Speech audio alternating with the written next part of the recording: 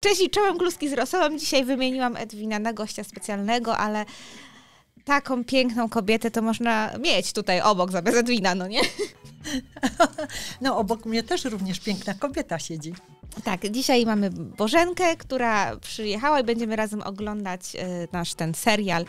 My go nazywamy Rodzinka Świadków Jehowy, ale oryginalny tytuł to jest chyba Te słowa mają być w twoim sercu. Pamiętasz ten film? No, odświeżyłam sobie tak? Przed przyjazdem, tak. Może zaznaczę, witam również was wszystkich serdecznie. Tak, możesz jeszcze powiedzieć, bo byłaś u nas na naszym kanale, my zostawimy tam link w opisie, była rozmowa z tobą, ale ty też masz swój kanał, więc tak króciutko dla nowych widzów. O moim. No też tak jak Sara i Edwin obnażam tą grupę destrukcyjną, w której byliśmy. Może on wygląda trochę inaczej, ale też staram się na miarę własnych możliwości to robić i jestem tutaj na przykład pod wrażeniem sprzętu, który widzę u Sary i Edwina. Ja korzystam głównie tylko z laptopa. Nie wiem, może z racji wieku, chociaż duszą czuję się młoda. A, tam wiesz, bo z racji wieku. Przecież ile osób na przykład pewnie w twoim wieku albo nawet młodszych to by nie potrafiło w ogóle nagrać nic. No nie, bo dostaję takie informacje, że jejku, ile ty ogarniasz. No. Ja początki mojego kanału, ja nie umiałam miniaturek robić. Wiesz, ja nie wiedziałam, co to jest. Z kimś rozmawiam przez telefon, coś mówi o wklejeniu miniaturki, a ja nie mam pojęcia, o co chodzi. I to ja się sama uczyłam. Ja po prostu sama uczyłam się i też miałam kontakt z dziewczyną, która mieszka w Anglii. Ona ma taki kanał dotyczący, wiesz, So Beauty bodajże. Wiem, Sara. Tak. I ona mi dała namiary na taką apkę CapCut. Znamy I też, korzystamy. Ona była tak po angielsku, słuchaj, ja za bardzo angielskiego nie znam, ale po prostu ja się sama to opanowywałam, sama, bez żadnej pomocy, więc też, szczerze mówiąc, jestem dumna z siebie. Ja jestem dumna z siebie i prawidłowo, i zanim przejdziemy, tylko powiem, bo właśnie często ludzie odchodzą z organizacji, często po kilkudziesięciu latach i nagle a zawsze się można czegoś nauczyć i rozwijać i nawet jak coś się wydaje trudne i obce, to... Tak, no bo to na tym polega rozwój. Nie możesz się zatrzymać. A często, bo tak jak u was kanał się stał waszą pasją, ja na przykład na rzecz kanału też odsunęłam trochę malowanie. No na obecną chwilę mama chora, więc to w ogóle nie wchodzi w grę, a już planowałam wrócić, ale też mówię otwarcie, że to, co robię, też jest moją pasją. Ja zawsze lubiłam mówić, wiesz, więc jest okazja. Na kanale można powiedzieć dosyć dużo.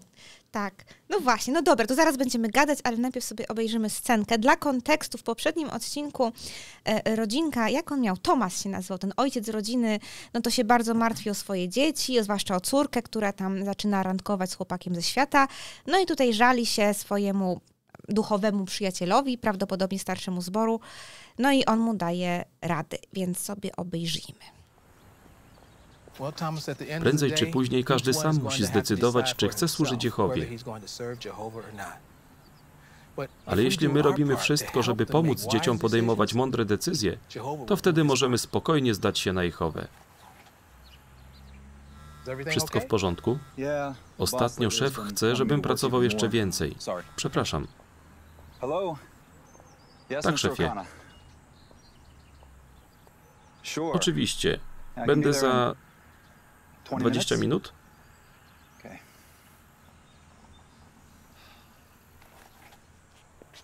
Podrzucisz Monikę i dzieci do domu? Nie ma sprawy. Martin, uwzględnij nas, gdy będziecie planować posiłki przy najbliższej wizycie nadzorcy obwodu. Jasne. Mamy tu co? Perspektywę rodzica, który martwi się, czy jego dzieci zostaną świadkami Jehowy. Ty jako matka miałaś taką perspektywę chyba, nie? Tak, no bo wiesz, kiedy ja zostałam świadkiem Jehowy z mężem, to też w tym duchu wychowywaliśmy dzieci, bo na tamten czas miałam taką mądrość, a nie inną. Uważałam, że to jest słuszne. Ale tutaj, wiesz, tak też widać tą manipulację, bo w momencie, kiedy on mówi, ojciec dzieci, Tomasz, tak, że szef wymaga, że musi więcej pracować, raptem dostaje telefon. Przypadek? Nie sądzę. Nie sądzę. Celowe działanie, żeby jak gdyby wzmocnić ten przekaz dla zmanipulowanych ludzi. Tak. W ogóle mnie to zastanawia, bo on tutaj mówi, że no każdy sam musi zdecydować, czy chce służyć Jehowie. I nas też tego uczono, że ostatecznie, no to wiadomo, nawet te dzieci podejmą decyzję, ale jednocześnie nie było mowy o tym, co gdy to dziecko dorosłe nie będzie służyć Jehowie. Nie było, znaczy mam na myśli to, że nie dano takich wskazówek, że ty to dziecko traktuj normalnie, spotykaj się z nim. Raczej to był taki temat szara strefa, a co gorsza, jak dziecko było ochrzczone i stwierdziło, że nie chce służyć Jehowie, no to wiesz, jak to się kończyło. Tak, chociaż u mnie, ja nie miałam, biorąc pod uwagę 4 dzieci, nie miałam takiej sytuacji. Ale nawet, wiesz, kwestia wykształcenia, tak?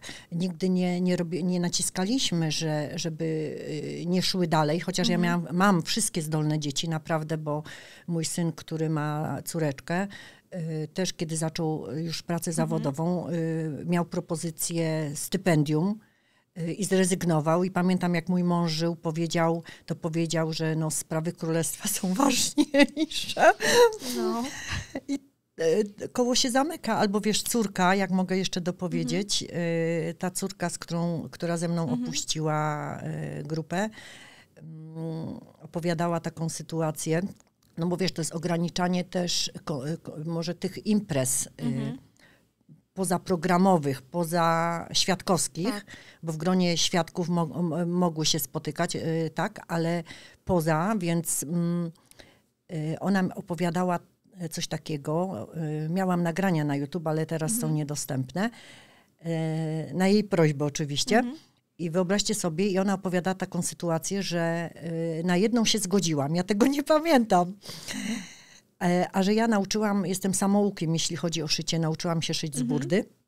Więc ona tak tam opowiada, mówi, wiesz, mamuś, bo ty mówiłaś, że burda tak 2 lata z wyprzedzeniem te trendy, tak, wprowadza już w czasopiśmie i będziesz najmodniej ubrana. Wiecie, i teraz jeśli dziecko się, my nie broniliśmy im się spotykać z innymi dzieciakami, poza świadkami, wychodziły na dwór, normalnie funkcjonowały, tylko kwestia takiej imprezy. I ona mówi tak, przyszła na tą imprezę, wszystkie dziewczyny na czarno. A ona wyglądała, może w cudzysłowie, jak króliczek Playboya na różowo. Będziesz najmodniej ubrana. I to opowiadała, że to się przez jakiś czas za nią ciągnęło. Ale to jest tak, że wiesz, młodzież, oni odkrywają swoją tożsamość. A tutaj ty jednak w jakimś stopniu blokujesz dziecko. No, tak. Rozgadałam się trochę. Nie, to jest bardzo cenna perspektywa. Ja tu jeszcze chciałam dodać odnośnie tych dzieciaków i też może powiesz, czy się z czymś takim spotkałaś, bo no, są sytuacje, że to dziecko nie bierze chrztu, staje się dorosłe i piszą nam osoby o swoich historiach i na przykład biorą ślub z katolikiem, po prostu żyją sobie normalnie, nie będąc świadkami i czasem rodzice, świadkowie to akceptują, jest okej, ale czasem po prostu traktują takie dziecko jak wykluczone, mimo że nigdy nie było chrzczone i nie akceptują tego, że właśnie, nie wiem, córka związała się z katolikiem, na przykład nawet wzięła z nim katolicki ślub, bo on chciał, albo że obchodzą święta i teoretycznie tu powiedziane było, że no i tak każdy sam podejmie decyzję, więc powinieneś zaufać temu i pozwolić dziecku podjąć decyzję, ale w praktyce ci rodzice to jako dziecko odrzucają często. Tak, to jest brak tolerancji. A świadkowie promują się na ludzi bardzo tolerancyjnych, a rzeczywistość pokazuje co innego i później, wiesz, nawet też się z tym spotkałam, taka osoba, która nie weźmie tego chrztu, co jakiś czas są takie próby ponowienia może studium, tak, prowadzenia studium. To jest też, wiecie, to jest też ktoś tam, jak coś takiego promuje, nabija sobie czas. Teraz tego czasu nie muszą raportować, ale no, mimo wszystko taka osoba jest postrzegana całkiem inaczej. Całkiem inaczej. A jeszcze jak robi jakąś karierę, słuchaj, nie daj Bóg, robi jakąś karierę, to już tak jak o nas mogą powiedzieć, a ich to świat i te demony to już w ogóle wchłonęły. Tak, trzymają się, twój w kapeluszu siedzi. Tak. Dobra, to przejdziemy sobie dalej. Tu chyba będzie kolejny fragment studium. Zaraz zobaczymy. Studium rodzinnego, bo tak przypomnę, ten cały materiał powstał wkrótce po wprowadzeniu tego, że ma być wieczór wielbienia zamiast jednego z zebrań i on chyba miał służyć jako inspiracja do tego, żeby te rodziny świadków biedne studiowały z tymi dziećmi. Dobra. To dlaczego ludzie wierzą w ewolucję? Ludzie wierzą w to, w co chcą wierzyć, Nicholas. Ale my wierzymy w to, co jest prawdą. A kto wie więcej o stwarzaniu? Jehowa, Stwórca, czy choćby najmądrzejszy człowiek na ziemi?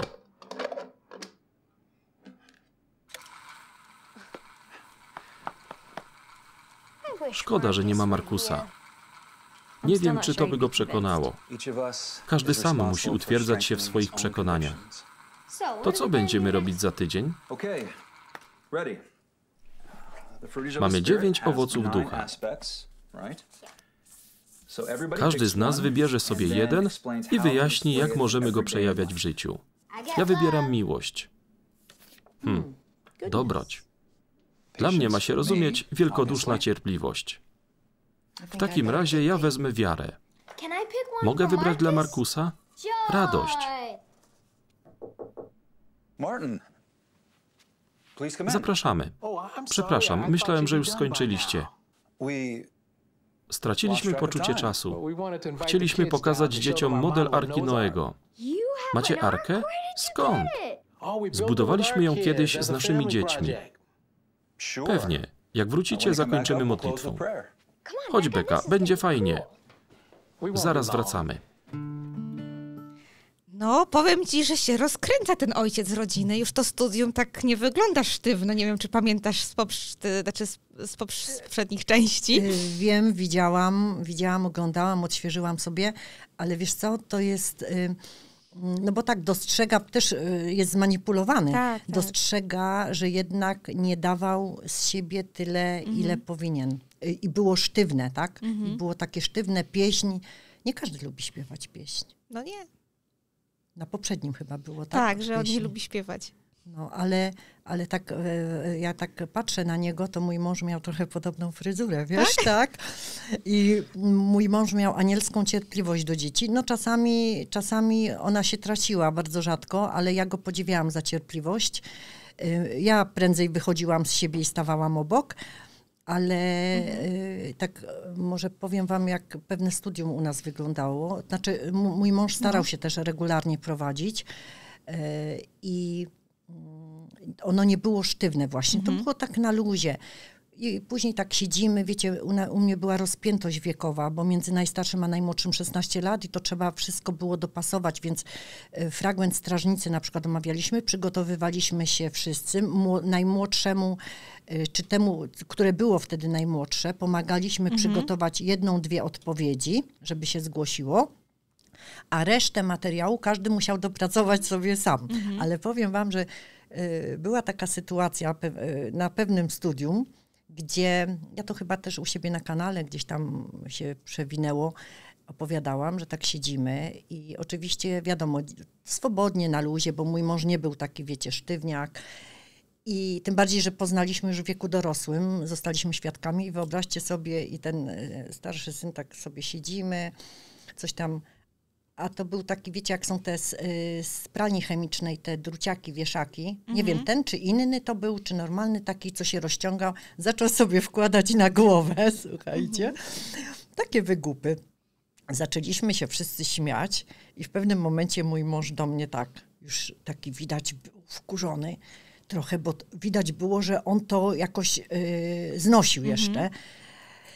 I mówi tak: ty mnie nawet nie wspierasz. Ja mówię, a jak mogę, Darek, jak mi się śmiać chce? Dobrze, to w takim razie ja sobie wyjdę, a jak wy się uspokoicie, to mnie zawołacie. Okay. I wyobraźcie sobie, że wyszedł wtedy na balkon, to jeszcze w sypialni tam, z sypialni jest balkon, wyszedł zamknął drzwi, wyszedł na ten balkon i tam sobie stał. A my sobie w tym pokoju jeszcze tam urzędowaliśmy, siedzieliśmy, śmialiśmy się. W końcu zeszłam, ja mówię, no Daruś, no chodź. ale taki miał stoicki, wiesz, spokój, tym bardziej, że no, on miał dzieciństwo takie, jakie miał, nie za wesołe, więc też nie był znowu aż taki, wiesz, chociaż dzieci czuły respekt, bo nawet mi się ostatnio przypomniało, a jak tata pracuje, na rano czy na popołudnie? Na popołudnie, to one już wiedziały, że jak gdyby mają więcej swobody, bo ja też nie byłam jakaś taka, wiesz, hetera, aczkolwiek człowiek jednak mimo wszystko przywiązywał wagę do spraw duchowych. No bo tak nas zaprogramowano. Tak, tak. No właśnie tutaj w ogóle zastanawiam się, no bo oni mówią, szkoda, że nie ma Markusa, czyli tego najstarszego chyba syna, który tam się trochę buntuje. Trochę to jest smutne, bo to w sumie fajnie faktycznie to wygląda, jakby fajnie sobie spędzali czas, ale czy to znaczy, że już go skreślili, czy mam taki dylemat, bo z jednej strony, no to przecież nie mogą go posadzić na tyłku, siadaj z nami, bo to też jest nie okej, ale z drugiej strony, czy już na przykład stwierdzili, dobra, jak on będzie się oddalał od Jehowy, no to już właśnie, czy zaczyna zachodzić to tracenie więzi z kimś, kto nie chce już tam z nami przebywać.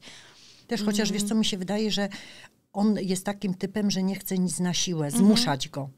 Że nie chce go po prostu zmuszać, a chłopak, bo on, bodajże muzyka jest jego pasją, tak? Muzyka jest jego pasją i w normalnej rodzinie, nieświadkowskiej, to on by poszedł w ten nurt i by się spełniał.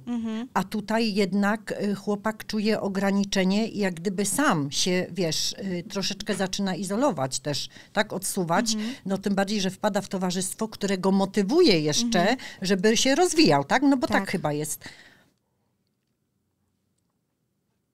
Ale to też jest... Zwracajcie na mnie uwagę. Tu nie ma żadnego Edwina. Tutaj Edwin. Tak, detale. No dobra, to a w ogóle zaraz zobaczymy tę Arkę Przymierza. Powiedz mi, byłaś na sali zgromadzeń na Chocimskiej? Gdzie to jest? W Łodzi. Nie, to znaczy, nie wiem, nie. Na zgromadzeniu kiedyś byliśmy, teściowa mówiła, że będzie specjalne zgromadzenie, ale to było jakiś większy spęd był, to nie. Ja o tym mówię, bo tam właśnie w tym głównym holu była właśnie taka makieta Arki Przymierza z zwierzątkami takimi malutkimi i to... Noego, Boże, tak! Ja miałam też.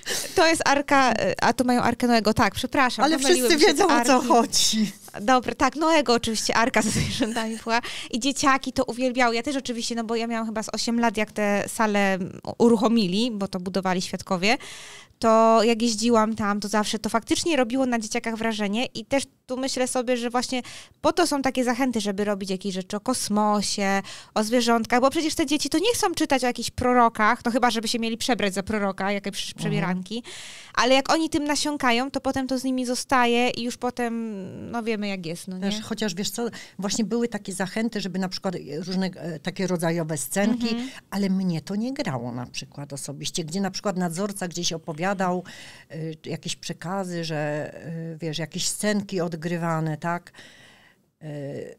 Ja tylko scenkę odgrywałam, pamiętam na zgromadzeniu. To było ostatnie zgromadzenie, gdzie później już na tych billboardach, nie billboardach, na tych telebimach już były gotowe nagrywane sceny. Ale wtedy trzeba było się nauczyć na pamięć wszystkiego i tylko głos był podkładany. Mąż był policjantem, ja sąsiadką. To miałam ale taki to był zaszczyt. Wasz głos podkładany, czy nie, ten nagrany? Nie, to był Czyli wy tylko byliście takimi... Tak, marionetki. Tak, okay. ale to tylko, wiesz, w takiej scence brałam udział, ale nie, żeby coś takiego, bo była o tym mowa, bo to się przewijało na zgromadzeniach, ale ja tego na przykład nie czułam. Z mężem nawet, nie wiem, nie rozmawialiśmy nawet o tym chyba. Powiem, że u mnie w ogóle w tym domu rodzinnym to studium rodzinne to było naprawdę rzadko, prawie nigdy. Całe szczęście tak. Może. Chociaż ja sama niestety dużo czytałam, więc to też inna sytuacja. Raz pamiętam, ale to nie było z okazji studium, tylko chyba była jakaś właśnie wizyta nadzorcy obwodu, coś takiego, że przyjechali jacyś albo pionierzy, albo ktoś na takiego grilla. i razem z moją kuzynką, moim bratem i akurat się też urodził mały kuzyn, który był tam niemowlakiem, no to zrobiliśmy scenkę z Salomonem, że my byłyśmy tymi kłócącymi się matkami. Aha, i to dziecko? Tak, mój brat był... A kto trzymał niemowlę? A nie pamiętam, chyba wujek był żołnierzem, no bo to jego syn był. Tak, ale to lalka była, co? Nie, no bo się urodził właśnie ten mały kuzyn. Ale to za nogę też tak trzymaliście? Nie, aż tak chyba nie, ale no to już, no ja miałam wtedy z 11 lat, więc już to mało pamiętam, ale pamiętam, że się kłóciłyśmy o to i odegraliśmy tę scenkę. To jeden raz taką sytuację mieliśmy, ale to nie było w ramach studium, tylko właśnie jakiś grill, przyjechali pionierzy, coś. W ten sposób. Ale wiesz co, ja tak właśnie w kontekście tej scenki, dla mnie, jak dzieci tego słuchają, bo to w opowieściach biblijnych jest i gdzieś to się co jakiś czas przewija, ten temat, to dla mnie to już jest manipulacja młodymi umysłami dzieci, co działa na zasadzie jakby ich znieczulenia tego umysłu. Tak. Jeśli chodzi, bo tutaj wiemy, że wchodzi w grę w grupie kontrola emocji. No. Właśnie, dobrze, że o tym powiedziałaś, bo my mamy bingo światusowe i jak Sara nie wspomni o tańcach, to nie ma bingo. Dlaczego o tym mówię? Bo jak tańczę z kimś właśnie w grupie, robimy tańc w grupie, to jest niesamowite wręcz połączenie umysłów. To jest coś, co ci daje takiego kopa, energię. I jak się dzieciaki angażują w coś, robią coś razem, przebierają się i odgrywają jakieś scenki, to też je niesamowicie angażuje. I to jest właśnie, dlatego rodzice są zachęcani, żeby to robić, bo takie dziecko, które ma faktycznie takie nazwijmy to super studium, ze scenkami, z jakimiś wycinankami, kolorowankami, no to ono będzie to miło wspominać i będzie zaangażowane całym ciałem, różnymi zmysłami, no to o wiele trudniej odejść potem, niż jak po prostu rodzice nic z tobą nie robią, albo robią tylko rzeczy, które nie zwiążą się z organizacją. No tak, albo w ogóle nie robią takiego studium, albo wiesz, albo na przykład ja miałam taką, też słyszałam o takiej sytuacji, nie będę mówić kto i co, bo tu niektórzy od razu by wiedzieli, o kogo chodzi. Też słyszałam, byłam w służbie, i było to w kontekście pewnego narzeczeństwa, taki tekst. No wiesz, bo ona to powinna sobie znaleźć brata na przywileju. No bo w tym wieku no to powinien już być przynajmniej sługą pomocniczym. Ja wtedy się odezwałam, mówię, słuchaj, ale dlaczego z góry mamy oceniać człowieka? Nie wiemy, jak wyglądało jego dzieciństwo.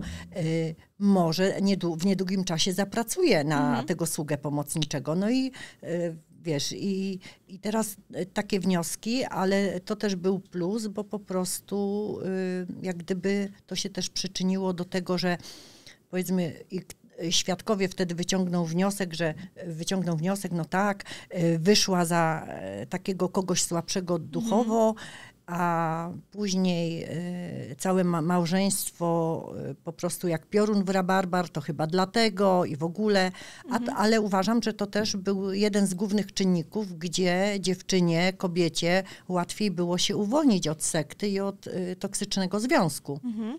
Dobra, puścimy sobie jeszcze jedną scenkę.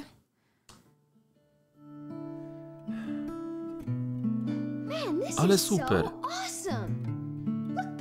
Patrz, Beka, tam w środku są zwierzątka. Całkiem niezła. Ciekawe, jak wyglądała prawdziwa. Właśnie z ciekawości zbudowaliśmy tę makietę. Jak to zrobiliście? Trochę to potrwało. Każdego tygodnia szukaliśmy informacji w publikacjach. Nasza córka Julia robiła notatki, a nasz syn Jonathan był projektantem. A budowaliśmy ją wszyscy razem. Beka, my też musimy zrobić coś takiego. Tak. To już będzie ostatnia scenka na dzisiaj.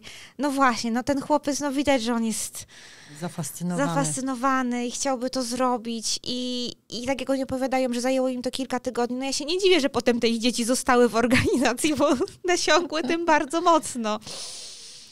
Mówisz o tym małżeństwie ciemnoskórym. Tak, bo oni właśnie powiedzieli, że teraz ich dzieci się już wyprowadziły i są dorosłe, oczywiście są w organizacji, no a oni jako chyba przeszli na emeryturę czy coś takiego, to zamierzają teraz jechać na teren z potrzebami, nie? Tylko tak.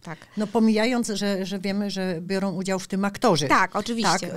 Tak, filmik propagandowy stricte, Ale to właśnie to jest to, że takie pełne zaangażowania, jeszcze wiesz, jak u takiego dziecka jest pasja, wiesz, taka manualna, coś to robić. jego chłonie wtedy i jest w stanie się zaangażować. No cóż, manipulacja z każdej strony. Czyli tak, młody tutaj, nie wiem jak ma na imię, zachwyca się Arką Noego, nie Arką Przymierza, a sobie teraz obejrzymy scenkę, jak do głowy domu zaczynają chyba dochodzić jakieś poważne wnioski. Chyba te wszystkie rady od jego przyjaciela w końcu zaczęły kiełkować. Wciąż myślę o tym, co powiedziała Rebeka, że ciągle jestem w pracy. Coś w tym jest. Żebyś wiedziała, ile mnie to kosztuje, żeby być w domu na czas. Uwierz mi, wiem.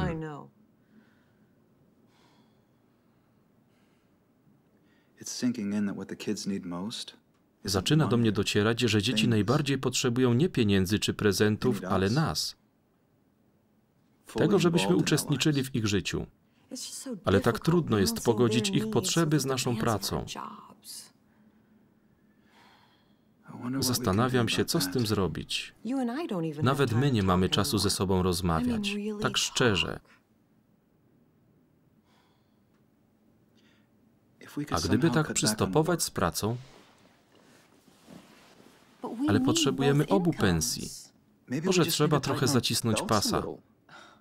Mamy tyle wydatków i ten kredyt na głowie. Nie widzę tego.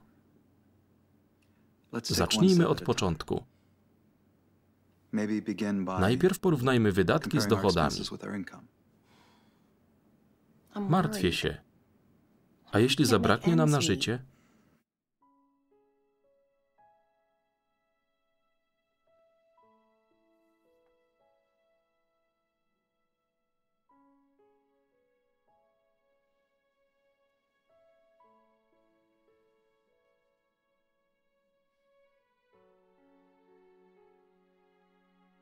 Jeśli na pierwszym miejscu postawimy sprawy duchowe, Jehowa nam pomoże.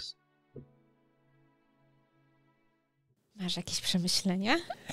Nie wiem, czemu się wzruszyłam trochę. Tak, bo to tak zadziałało, nie? Pod koniec ta karteczka i wiara, ale wiesz co mi się przypomniało, bo też były takie zachęty, że jeśli na przykład bracia pracują na popołudnie, to żeby tak załatwić sobie ten model pracy, żeby jednak być na wszystkich zebraniach. Tak, no mój mąż miał, kiedyś jeszcze pracował na 3 zmiany, to kopalnia, prawie 700 pod ziemią, później na 2, właściwie do emerytury pracował na 2 zmiany.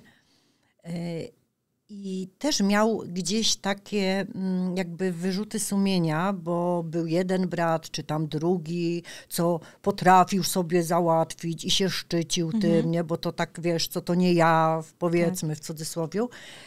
I gdzieś on jak gdyby czuł się taki niedowartościowany tym, ale sam mówił, bo to wszystko zależało od charakteru pracy. Tak? Od tego, czym się zajmujesz, co robisz i nie każdy miał taką możliwość.